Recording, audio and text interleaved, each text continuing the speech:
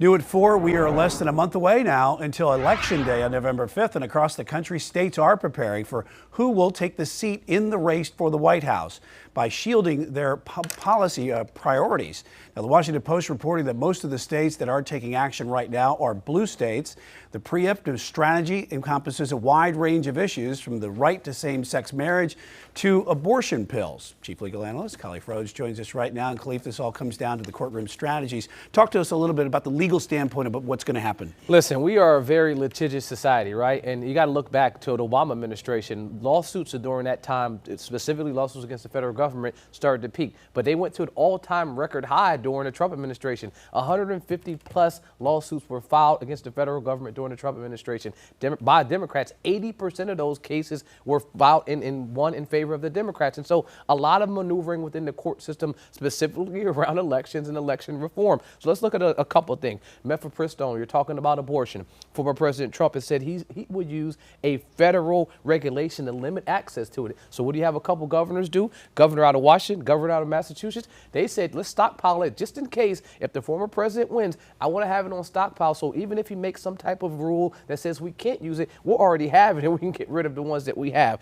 Then we're talking about climate change. The former president has targeted California a number of times. It said specifically he wants to limit their ability to set their own regulations for what they want to do. So what does Governor Newsom do? He starts working with the individual companies and making these own individual deals. So outside of the courtroom, in the boardroom, and saying, I can make a deal on my own that says if you have this pact, even if the federal government tries to come in, you can't go outside this pact because we have a license agreement. He's also talked to a number of countries to do that exact same thing. And so I think those are a couple of things. And then you talk about same-sex marriage.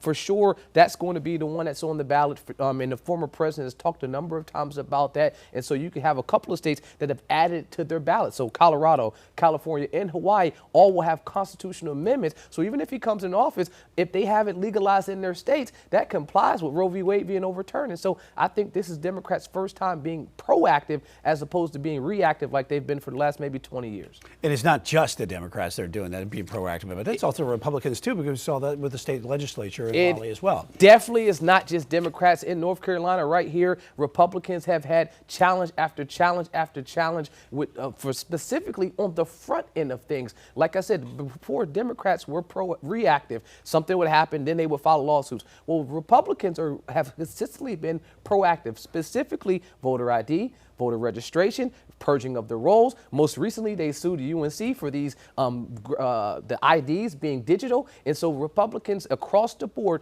have filed lawsuits to ensure that the elections prior to happening, lawsuits are just going to bog down the court system. You always say read the fine print on everything. You know what? Read the fine print on the ballot now, because you have to read everything on the ballot to make sure you're a well-informed voter on it. Definitely 100% reading the fine print, but ensuring that before you go, you know the rules. If voter ID is something that is required in your state, like it is in North Carolina, make sure you have your ID. If your ID is lost, like a number of these states, parts of our state that were hit by the storm, they're making provisions in place that you can be aware and know that you can get access to the polls, even if the storm has affected you. And so there's a lot of moving parts that are happening right now, with election being less than about 30 plus days away. And a lot more information is going to be coming out over the next few days as well. Khalif, thanks, and we will stay on top of that.